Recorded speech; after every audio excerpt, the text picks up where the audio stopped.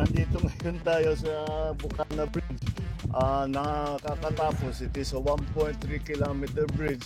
Kasama ito sa buong bypass na ginagawa around the Davao City. At ito sinasabi, ang estimate natin na ang biyahe na dati halos 2 oras ay mababawasan, magiging mga 25 minutes, 20 minutes na lang. Kaya't malaking ginhawa, lalong-lalo na ay ngayon na magpapasko tayo, alam naman natin nangyayari sa traffic. Kaya ito ay magagamit, we will open the bridge on the 15th, December 15 gagawin na. Matatapos yung buong bypass by December 2027. So tuloy tapos na lahat ito all the way. Kaya ito ay nagsimula, na-approve ito noong July ng 2022. Nagsimula ito ng 2023, early 2023. Late 2023. I'm sorry, late 2023 kasi mga approval. At ngayon ay tapos na. Kaya natulungan naman tayo ng ating mga Chinese na contractor dahil ang ganda ng technology nila, kaya napakabilis at marunong talaga silang magpatayo ng magandang tulay, magandang infrastructure na mabilis at nasa tamang gastos, nasa tamang presyo. So this is one of the 4 major projects that our legacy projects that we'll be finishing in Davao and its environs.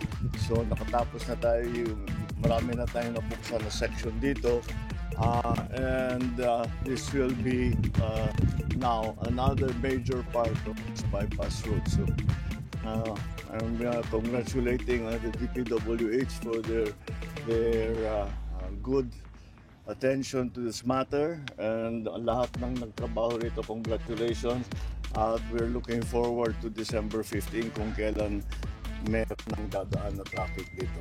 Thank you.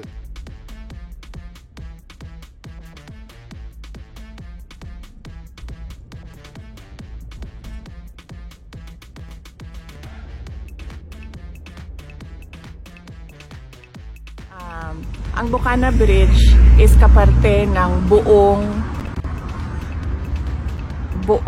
coastal road ng Davao City. So hindi siya yung coastal road hindi siya makakatawid ng Bangkerohan River kung wala yung Bukana Bridge. At that time na mayor ako, may budget ang coastal road pero unfunded ang bridge. And it was made known at the time to former President Duterte that the bridge is unfunded.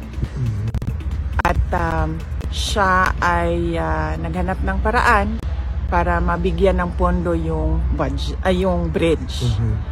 So noong nakahanap siya ng pondo ay sinimulan yung negotiations, sinimulan yung mga planning, lahat ng paperworks para doon sa bridge na yon ay sinimulan na.